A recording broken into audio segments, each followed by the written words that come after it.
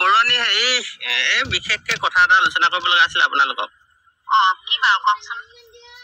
এই আমাৰ সুনীল গগৈ যিটো কেছ, হয়, CIDও কৈছে আৰু অসম পুলিচেও কৈছে সুনীল গগৈ জীয়াই আছে। আমাৰ মন্ত্ৰীও কৈছিলে সুনীল গগৈ জীয়াই আছে। পুষ্পা গগৈকো বগা সাজ পৰিধান কৰিবলৈ বাধা দিছিলে আৰু লোকেশ্যনো পাই থকা কথা কৈ থাকে। কিন্তু এতিয়া সুনীল গগৈৰ কোনো ধৰণৰ কেছ আপডেট নহাই হ'ল যে, কাৰণটো কি বাৰু? কাৰণটো মানে এটা ইমান ডাঙৰ এটা মানে হত্যাকাণ্ড সংঘটিত হৈ গ'ল, অসম জাৰি গ'ল। হয় হয়, কোনো ধৰণৰ সুসূত্ৰ নাইকিয়া হৈ গ'ল এই মুহূৰ্তলৈকে। আজি 2 মাহ দিন ধৰি প্ৰথমতে আৰক্ষীয়ে তদন্ত কৰিলে, আৰক্ষী তদন্ত একো নোলালে। পুখুৰী সিঁচিলে, পুখুৰী সিঁচি খতম কৰি দিলে নহয়, কিন্তু কোনো ধৰণৰ সুসূত্ৰ পোৱা নগ'ল। হয় হয় হয়, আৰক্ষী সেয়া বিফলতা বুলি ক'ব নোৱাৰি, সফলতা বুলিও ক'ব নোৱাৰি। সফলতাৰ ফালেতো একোৱে নোলালে। হয় হয় হয়, কিন্তু তাৰ পাছত কেছখন দি দিলে CIDও ঘূৰি পকি ধেমাজিতে বাহাৰ পাতি ললে। কিন্তু অৱশেষত কি পালে? অৱশেষততো অসমৰ ৰাইজক একো এটা মানে কথা দিব নোৱাৰিলে। হয় হয় হয়, কোনো তাৰমানে ফাইনেল ৰিজাল্ট দিব নোৱাৰিলেগে আৰু। ফাইনেল ৰিজাল্ট দিব নোৱাৰিলে। এতিয়া যিটো মানে বাতৰি চলি আছে, ধৰক এই হোটেলৰ গোগামুখৰ হোটেলখনত গৈ পেলাই সুনীল গগৈ এৰাতি আছিল। তাতে কি আছিলে হোটেলখনৰ নাম? কি আছিলে? আৰু এজন লগত আছিল। কি ৰিজৰ্ট আছিলে হোটেলখন? পূৰ্ণিমা ৰিজৰ্ট।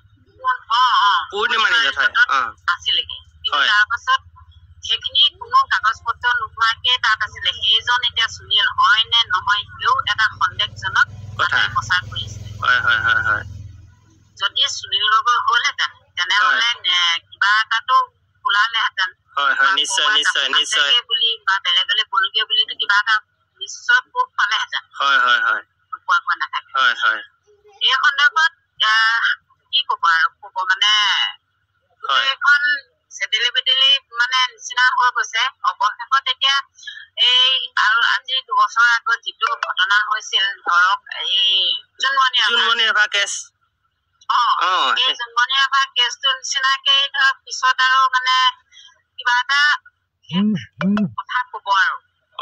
একদম তাৰমানে নিপাত হ'ব আৰু, কোনো ধৰণৰ নোলাব আৰু কথা। কোনো ধৰণৰ নোলাবগে আৰু। চাওকচোন জোনমণি ৰাভাৰ ক্ষেত্ৰত কিমান জনে যে প্ৰুফ দিছিলে ন, সেইটো প্ৰত্যক্ষদৰ্শী থাকিও মানে একো ফলাফল নহল ন। জোনমণি ৰাভাৰ মাকৰ ওপৰত কিছুমান হেঁচা পৰিলে, সেই হেঁচাবোৰ পৰিলত জোনমণি ৰাভাই মাকে কেছখন তুলি লবলৈ বাধ্য হল। বৰ দুখ লগা কথা দেই, বৰ দুখ লগা কথা। এতিয়া তেনেধৰণৰ কেছবোৰ কিমান কেছ হৈ আছে, আপুনি নিশ্চয় বাতৰি পঢ়িছে বা পাই আছে। প্ৰতিদিনেই এগৰাকী বোৱাৰী হত্যা হৈছে, নহয় জানো বাৰু? পংখী সন্দিকৈ হত্যা কৰা নিজৰ স্বামীজন কেইদিন থানাত থাকিলে, জেলত থাকিলে, ওলাই আহিলে। মানে অসমখনত মানে যিমানবোৰ হত্যাকাণ্ড হৈছে, সেইবোৰ মানে 2 এদিনতহে জেলত থাকে আৰু তাৰ পৰা মানে জেলত নাথাকে, মানে ওলাই মানে অপৰাধ কৰিবৰ কাৰণে মানুহে এতিয়া ভয় নকৰে আৰু। সেইটোৱেটো, অপৰাধ কৰিলেও যদি মানে যাৱজ্জীৱন জেল নহয় বা ফাঁচি নহয় বা কাৰাদণ্ড নহয়, তেতিয়ালৈকে মানে মানুহে ভয় নকৰে। নিশ্চয় নিশ্চয় নিশ্চয় নিশ্চয়, তেনেকুৱা কিবা এটা মানে শাস্তিমূলক ভাল শাস্তি যদি প্ৰদান কৰা হয়, তেতিয়া হয়তো অসমৰ পৰাই কৰিবলৈ মানে ভয় কৰিব চাগে। আৰু চাওকচোন সুনীল গগৈয়ে ইমান ডাঙৰ মানে কেলেংকাৰী থকা মানুহ এজন, যিজন ঘোষখোৰ, নামটো এতিয়া নলওঁ বাৰু মই, যিজন ঘোষখোৰ, সেই ঘোষখোৰ একদম ভিডিঅ' যোগে মানে ইমান খিনি প্ৰুফ দিয়া স্বত্তেও এতিয়া ৰাজসাক্ষী লুপ্ত হোৱাৰ লগে লগে তেখেত ওলাই যাবলৈ মানে যিমান ডাঙৰে দুখ নাথাকক ওলাই গল নহয়। সেইটোৱে এতিয়া তেওঁ ঘৰৰ পৰা কিমান লাখ লাখ টকা মানে জব্দ কৰিলে আৰক্ষীয়ে, নহয় জানো? আপুনি কথাবোৰ ভাবকচোন বাৰু, কেনেধৰণে মানে এই পৃথিৱীখন মানে অসমখন অপৰাধত চলি আছে। তেওঁৰ পৰা ঘৰৰ পৰা জব্দ কৰাৰ পাছতো তেওঁ কেইদিন জেলত থাকে। সেইখিনি টকাটো অন্যায় টকা। হয় একদম অন্যায় টকা, একদম অন্যায়। আমাৰ দুখীয়া মানুহৰ টকা, আমাৰ দুখীয়া মানুহৰ টকা এইবিলাক। সেইবোৰ চব দুখীয়া মানুহৰ টকা। হয়। কিন্তু সেইখিনি চৰকাৰখনে সেইখিনি জানো হেৰি কৰিলে, মানি চলিলে নকৰিলে নহয়। এতিয়া মেলিয়ে দিলে দেখোন, তেওঁ এতিয়া মুকলি আকাশৰ তলত আছে। হয় হয়। আমাৰ আকৌ এই চৰকাৰখনকো ক'ব লাগিব, ভাল কাম কৰিছো কৰোঁতে বহুত দুৰ্নীতি চলি আছে নহয় জানো? নাই গোটেই মানে বেছিভাগ দুৰ্নীতিয়ে চলিছে। সেইকাৰণে এইবাৰ বিজেপি চৰকাৰ বহুত তললৈ গৈছে। হয় হয় হয় হয় হয়। আৰু চাওকচোন আমাৰ সুনীল গগৈ কেছটোকে কথা কওক। হেৰি ৰিপৰ্টটো পালে জাহাংগীৰ হুছেইনৰ হয় বুলি পালে। জাহাংগীৰ হুছেইনৰ পৰিয়ালৰ ওচৰলৈ কোনজন চৰকাৰী মানুহ গ'ল, কি সাহায্য কৰিছে চাওকচোন। আৰু এই নিথৰুৱা মানুহজন এনেকে মানে উলুৰ লগত বগৰী পুৰা গ'ল। লগতে মানে এতিয়া সুনীল গগৈ বোলে ক'ত আত্মগোপন কৰি আছে, কিছুমান ক্লু পাওঁ কথাটো আগতীয়াকে কৈ দিয়ে, আৰু কৈ দিয়া মানে সেই জেগাৰ পৰা পলাবলৈ কোৱা ষ্টাইলতে কথাবিলাক কৈ দিয়া যেন লাগে। সেইটোৱে তেওঁলোকক মানে পলুৱাই ফুৰা নিচিনা হৈছে। আমুক জেগাত আছে বুলি কৈ দিয়ে।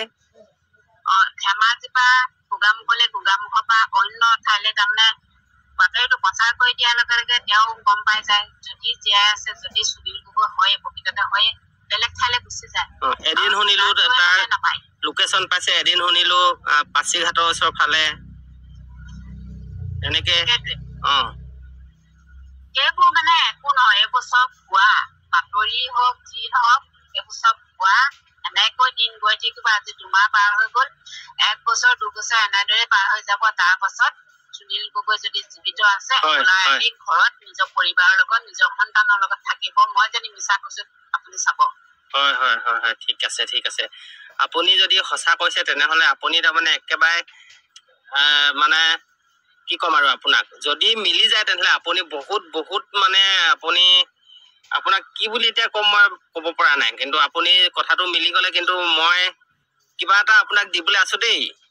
মানে এই কথা কেলে কৈছো, এতিয়া বন্দনাত টিবুল মাৰ্ডাৰ কৰিছিলে যে গুৱাহাটী, সেই বন্দনা তোমাৰ মনত আছে নাই বাৰু? মনত পৰিছে নাই বাৰু? বন্দনাত টিবুল মাৰ্ডাৰ কৰিছিলে। সেই শ্বিলঙৰ ফালে যে ডেড বডি পেলাই থৈছিলে। এই ফ্ৰিজত ভৰাই থৈছিলে যে। হয় মনত পৰি গ'ল। সেই ছোৱালীগৰাকী, সেই বোৱাৰীগৰাকীও এতিয়া বৰ্তমান মুকলি আকাশৰ তলতে আছে, ওলাই আহিলে। হয়। অপৰাধ কৰা সকলক যদি মানে বহুত বেয়া এটা শাস্তি নীতিয়ে প্ৰদান নকৰে, তেতিয়ালৈকে এনেকুৱা অপৰাধ হৈয়ে থাকিব। এতিয়া বিশেষকে মানে সুনীল গগৈক বিচাৰি উলিওৱাটো মেইন পইণ্ট আছিলে নহয় জানো? বিচাৰি পাব জোনমণি ৰাভা হত্যাকাৰীক উলিয়াব CIDৰ পৰা গ'ল CBI। তাৰপিছত এতিয়া আমাৰ সুনীল গগৈও প্ৰথমতে অসম পুলিচে, তাৰপিছত CIDক দিলে, CBIক নিদিলে বাৰু। আৰু এইবোৰ CBIক দিলেও মিছা, এইটো তাৰমানে সম্পূৰ্ণ এটা প্ৰলোভন। এইবোৰ মানে এতিয়া কবলৈ গলে চব টকাৰে ঢাকি থব পৰা বস্তু। হয় মানে যাৰে টকা পইচা ধেৰ আছে, তেওঁৱে মানে এই পৃথিৱীৰ ৰজা। হয়।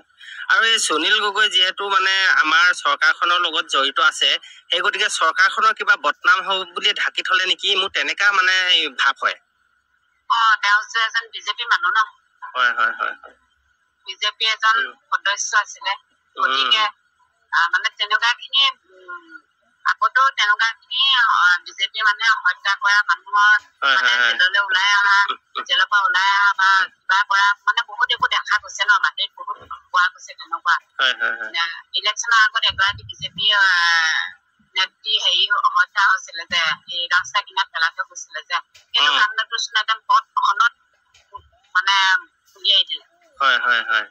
তেনেকুৱা খিনি, কিন্তু এই বস্তুটো কিয় উলিয়াব পৰা নাই? হয়। এইবোৰ কৈ থাকিবলৈ গলে বহুত দীঘলীয়া এখন ৰচনা নিশ্চয়। বৰুৱানী, এতিয়া মোৰ অকনমান মানে কাম এটা ওলাইছে আপোনাৰ লগত।